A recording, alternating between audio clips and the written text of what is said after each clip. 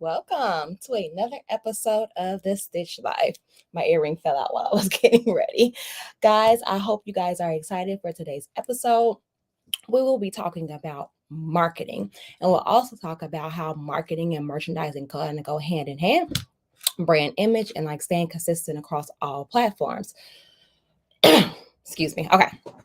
So, first things to start. When it comes to your marketing, and your branding, it's best to have what they call a brand deck or a brand guide already put together. Excuse me, I don't know why something's in my throat.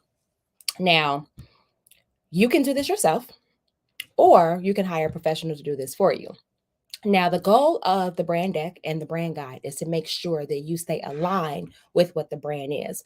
Now, you guys might want to whip out a paper and a pen so that you can take notes on, because I'm going to give you a lot of key gems today. And I'm going to talk about all the different things that you can work on independently that you can do yourself and that will actually help you kind of go ahead and push yourself up into growing into marketing without necessarily having to take a marketing class. Now, at the end of the day, I always recommend that you take a class, that you read a book, that you just try to educate yourself as much as possible. There is no thing as too much education. Now, I don't know why something in my throat. Hold on one second. So weird. Excuse me. Sorry. Okay. So, first of all, let me just say that there is branding, there's marketing, there's PR, and then there's advertising. Today, we're going to kind of focus in on the marketing. Now, just so you guys know the difference between them, PR is literally public relations, meaning people, engagement with people. So that can be, you're getting your items on certain celebrities, you actually having PR as in like you're doing articles, you're on podcasts and you're talking about the brand, articles about yourself when you're explaining the brand, different things like that. You're a part of events where maybe you're on a panel or anything like that. All of that is public relations. So it's engagement with people and events and things that are in public. Now, advertising could be like, as you guys watch this show all the time, you'll see that I'll take a break for advertising. So that could be a commercial. Excuse me. The ad could be in print. The ad could be on a billboard. It could be on a bus stop. It could be on a train ride. So those things are like actual assets and imageries and stuff like that that you can utilize. Okay. So, another thing that you want to think about is the branding aspect.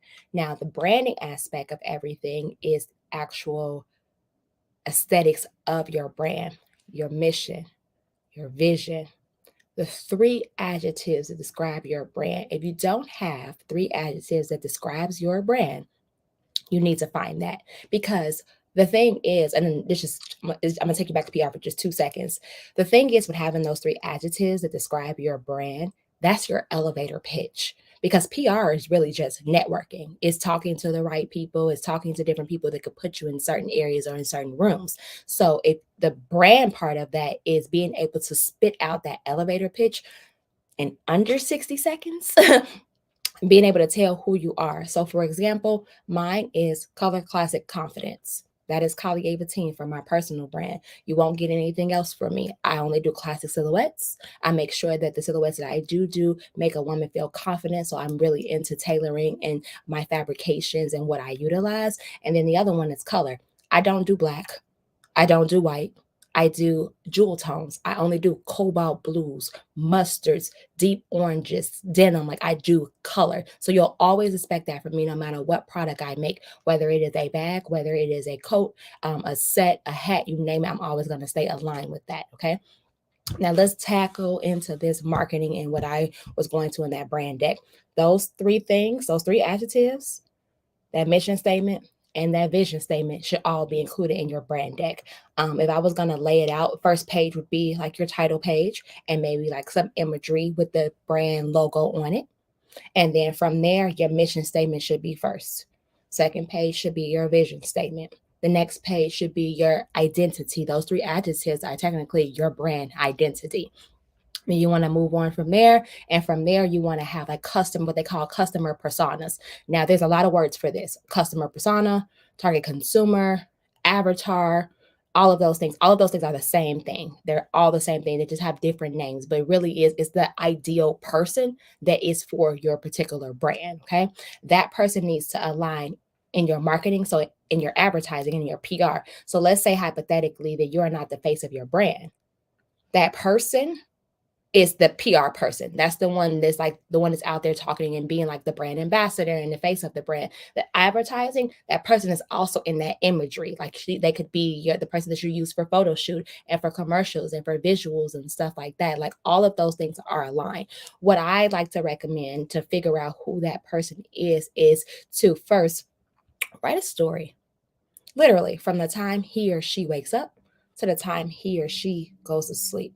We all learn creative writing, I would say, in maybe elementary school and high school, and just using our imagination from, where she lives to, or he, to where they live, what they put on, what perfume, to the food they eat, to where they work at. Like all of those things really do matter.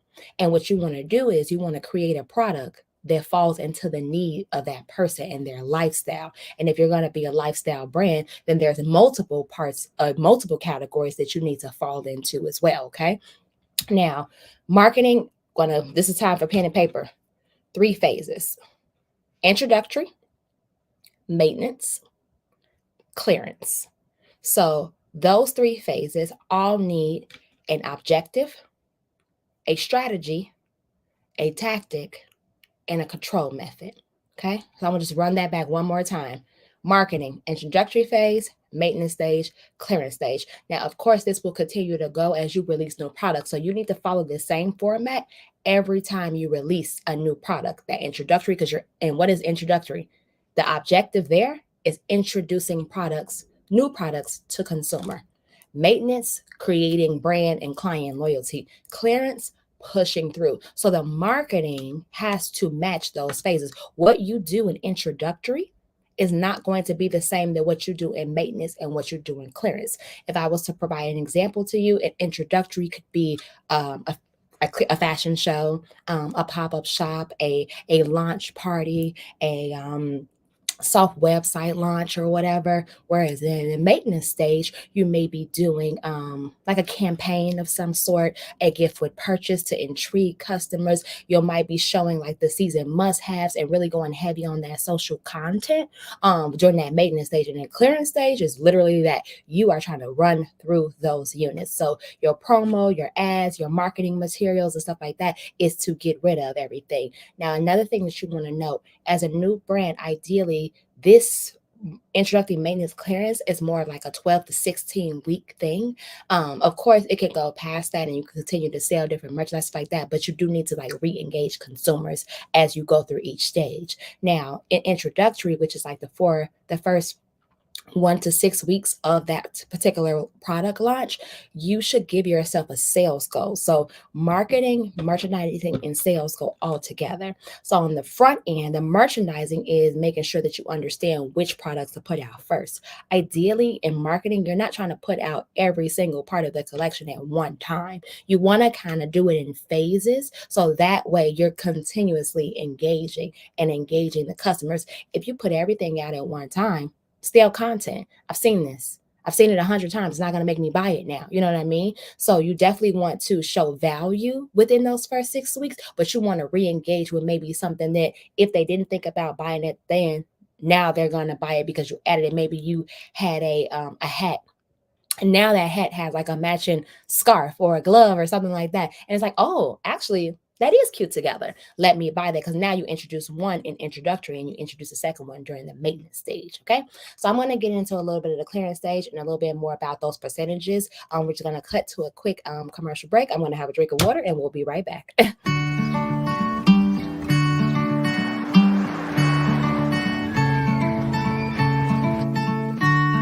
There's a couple things I'd like to say to you. After all the crazy things that we've been through, I needed you in the dead of night, the wake of the day, first broken light. and blind I'd fall, I'd follow you. I never realized how much I needed you.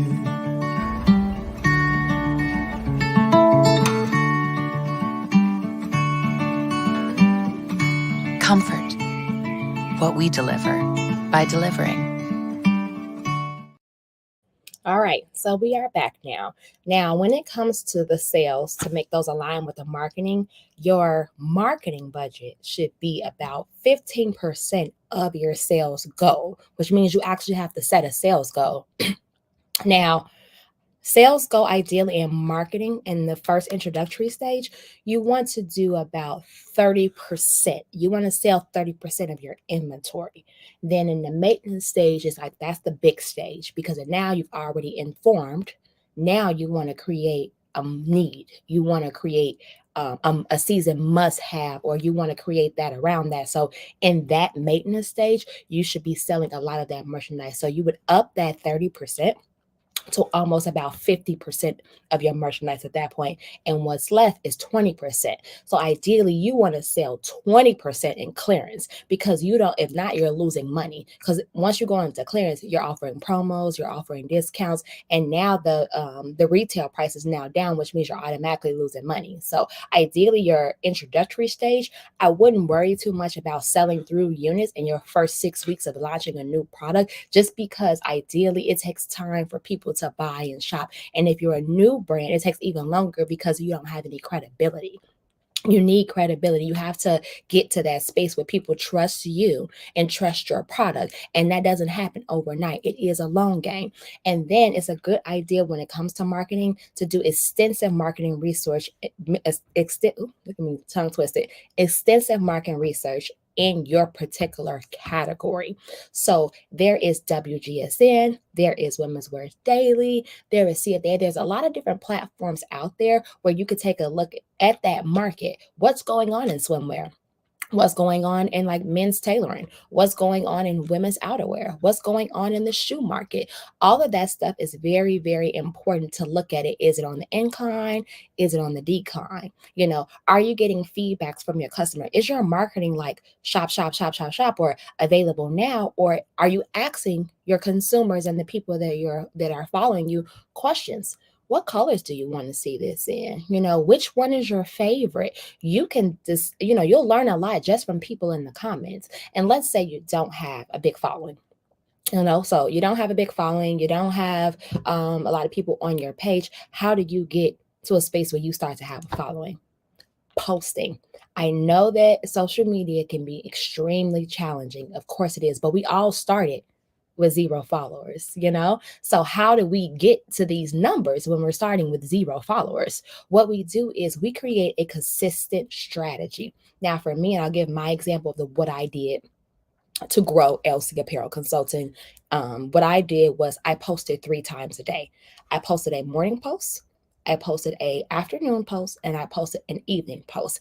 And those 3 posts had a different thing every time. So my morning post, and if you guys go to the LC Apparel Consulting page, you'll see it's always a message, whether it's motivational, whether I'm, just giving you a quick little tip in the morning, whether I'm giving you a little history or some education in the background. It's a written post. That's it. My second post of the day is typically something educational or something motivational as well, but it's video.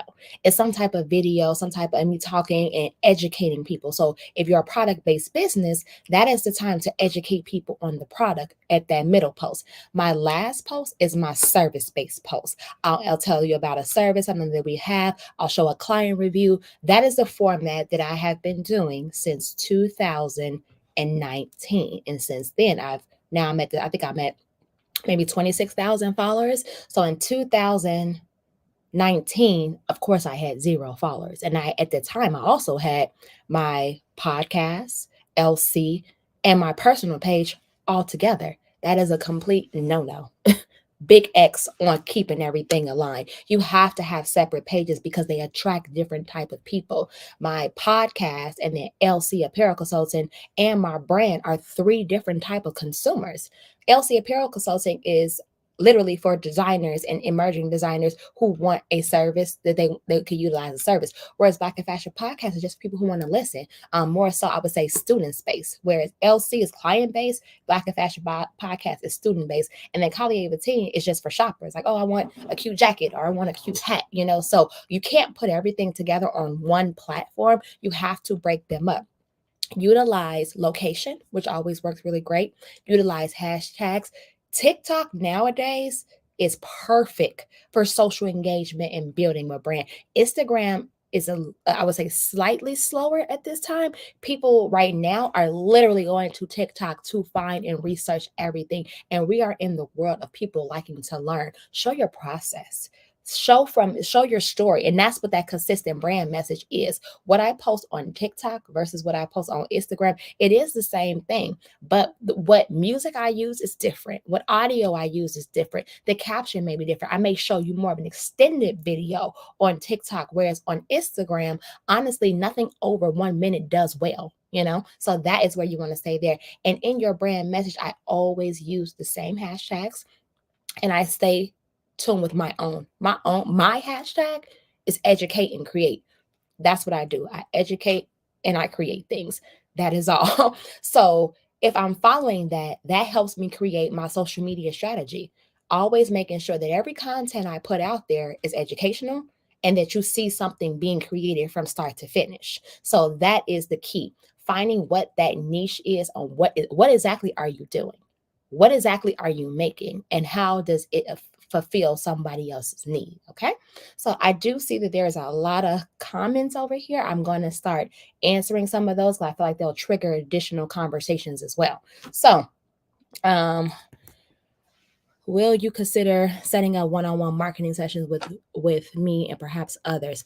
Hi, Colleen. So I already offer that. If you go to the link in our bio on LC Apparel page, you'll see the Pick My Brain session. That's one way of doing the whole marketing sessions. But we also have group coaching. We also have one-on-one fashion business coaching. And then we also have the Creators Club as well. So we have multiple options when it comes to one-on-one. All of our services are technically one-on-one because everyone's approach is different. I'm hoping to help to grow your Instagram account without hiring someone. I think I just answered that one when I talked about that consistent posting, the 3 times a day. Just to add to that, it probably is a good idea to run ads as well. I typically would only run ads on anything that's like a product, not necessarily an educational post. So that way it gets more reach. And then I'll also utilize the Instagram and social media tools when it comes to tagging those products. You do want to make sure you intertwine your social media with your Shopify or your Squarespace or your WordPress. I believe that Shopify is the best because it generates really good dashboard and analytics for you on the back end. Will you do black or white for a client, and why do you not use those 2 colors? I do black and white. I don't do custom clothing. I make collections. So with my collection, I'm not doing black and white. It's not my brand. It's not who I am. If I made a custom garment for someone, then yes, but I don't do that. I make collections for designers. So if I'm making your collection, you can get whatever you want. But if you're looking to get a piece from me, no, because I don't make custom clothing. And the reason why I don't do black and white is because my girl is colorful. Because she's wearing classic silhouettes, she has to make a bold statement. And it's very hard to make a bold statement, in my opinion, with those muted colors, which is why I use jewel tones. And another reason why I use jewel tones is that they're seasonless.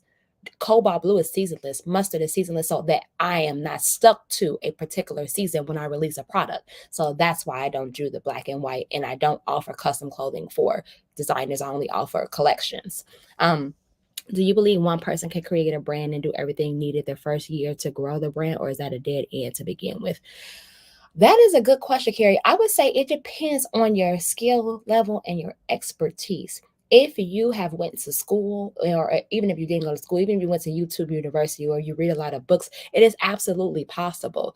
If you know how to pattern make yourself, if you know how to sew yourself, if you know how to do your own marketing, if you know those things, absolutely. If you've ever worked in retail, I would say that retail is a great place to learn because you can build clientele there in retail, but you also learn how to run a business, how to drive sales, how to have your KPIs, how to key purchase items. And then you know how to increase the UPC, which is units per customer. You learn how to add on and things like that. So I do think that it is absolutely possible for someone to have it and do everything on themselves, but you got to have the education behind those things.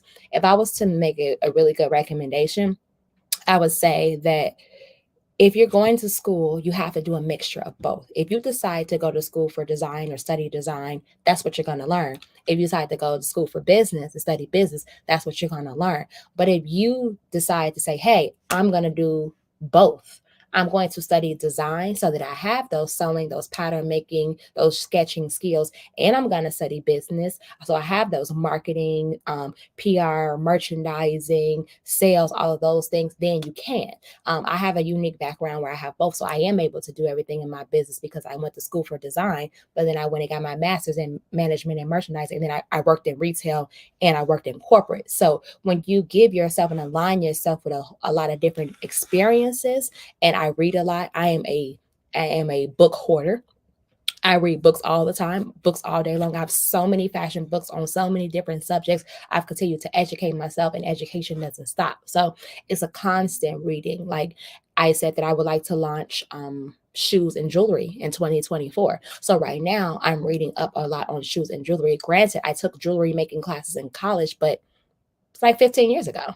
So it's like I can't rely solely on what I learned 15 years ago. Materials have changed, times have changed, the jewelry market has changed. And the same way with shoes, I know how to make a shoe, yeah, but that was years ago. I need to refresh myself. So if you put learning and education in the forefront, you'll learn a lot that way as well. Hope that was helpful. If you guys have any more marketing questions, just drop them in the chat, but I'm just going to continue on with the marketing aspect of things and the social content. Now, I recently just did an episode on a Black and Fashion podcast that breaks down all of the marketing. So there is email marketing, there is direct marketing, there is, of course, social content marketing. Now, with email marketing, you'd be surprised how much money is in email marketing, because social media is not the only way to make sales. If you have, and then when you're starting out, even when you don't have a website, let's say you don't have it together, having that landing page that says coming soon, sign up for email updates is impeccable. And then another thing you could do with Instagram, let's say you just don't even want to, you haven't gotten the landing page yet, maybe you haven't gotten the name yet. If you're utilizing Instagram, they have Linktree. You could create a Linktree where you can subscribe, you can have people subscribe to your email list from Linktree, and Linktree actually integrates directly with MailChimp. MailChimp is what you could utilize for your marketing. Now, in your marketing, there's also nowadays there's SMS marketing, which is text message marketing, and people can sign up for those as well. So you want to use every avenue you can, because you just never know how you're going to capture a customer. However, with knowing and identifying your target consumer, it helps you identify which area to focus the most in. When you do get a client, or you do have a product, I have a little thing when you inquire with me, like, how did you hear about us? And I can see from there how people are hearing about us. Is it Facebook? Is it Instagram? Is it a referral? Is it from Google? So understanding where the traffic is coming from will help you understand how to put out the content. I know that there are some businesses who solely only rely on email marketing because the social thing is just not where they find who they're looking for. So it's a good idea to make sure that you, of course, have all avenues open across the board, but to hone in and look at that dashboard. And even if you don't have a website, just to repeat, Linktree is something that you can utilize from there. You could create links and stuff like that there. And you can utilize, what is the other one? You can utilize your Instagram analytics, because if you go to the little back end of your Instagram, it shows you what cities people are in that are viewing your page. It shows you the age range. It also shows you whether they're male or female. Like, all of that information is on your back end. So let's say hypothetically you were running an Instagram ad for a product that you have. Never use automatic, ever. Never use automatic on social content. And the reason why you don't want to use automatic is because your post might end up somewhere in Zimbabwe. You want to target the people that are in the cities that you see your clothing or your products being. For me, my biggest audience are in Texas, Dallas, Atlanta, DC, Chicago, Miami, and Philadelphia, and of course New York. So when I go to run an ad, those are the things that I'm clicking. Now, for any service-based businesses or anyone who teaches or they do a lot of different things, when I go to other cities, I run an ad, I put those cities that I'm going to in. Like, so if I go do a retreat or a seminar in LA, I'm going to run ads for the West Coast. So that way I can attract that West Coast customer to come over to me and to talk to me. Okay. So I think we have another question in the chat that I'd like to answer. How many hours do you work a week? It seems like a lot. So how many hours a week do you think it would take for a new brand to be successful? I work a lot. I do, but I still have time for myself. So just to say, time management is key. I keep a planner on me at all times, but I also keep things in my phone. I would say I still work 40 hours a week, but I'm very strategic with my time. I spend maybe 3 hours on the Black and Fashion podcast. I spend 2 hours on the Black Girls Designer Club. I might spend, 10 to 12 hours on Collier Patina. I spend another like 25, 30 hours at LC Apparel Consulting. I spend an hour on the Stitch Life, and I plan for the Stitch Life ahead of time. So that way I don't have to figure it out every week, because I already have a framework. So a lot of times you can streamline yourself by creating days for things. So on Thursdays, like after I have these meetings, I work on financials. I look at numbers. I look where the sales goals are. I look to see where we need to be, accounts receivable, accounts payable, who needs to get paid, who needs to receive things. So being strategic in your planning will absolutely help you, like with managing everything. And I do have a job as well. I'm an adjunct professor at FIT. So I have to teach on Mondays, I have to teach on Wednesdays, and I have to teach on Fridays. My classes are about 3 hours long. And during that, and I have office hours after that, I utilize my office hours to go over homework, to do my lesson planning. So that way I'm not like trying to figure things out later. I have a time frame for everything. So I do think it's a good idea to be strategic in your planning. Planning is everything. All right. So I hope you guys enjoyed today's episode and that I was able to kind of give you some gems. Just to reiterate: introductory, maintenance, clear stage, objective, strategy, tactic. Marketing is literally digital marketing, email marketing, text message marketing, social content marketing. PR is public relations. Advertising is ads, literally, in media and commercials, on YouTube, in print. And then, of course, branding is that foundation of your brand, your mission, your vision, your identity, your purpose, what you're doing. So I hope that was helpful, guys. And I hope you guys have an amazing week. And I will see you next week. Peace out. Rise, entrepreneur. Take that first step towards freedom. So long to the old routine. Welcome to your new venture. There's an industry that needs disrupting, ideas you should be challenging. It takes courage to do what you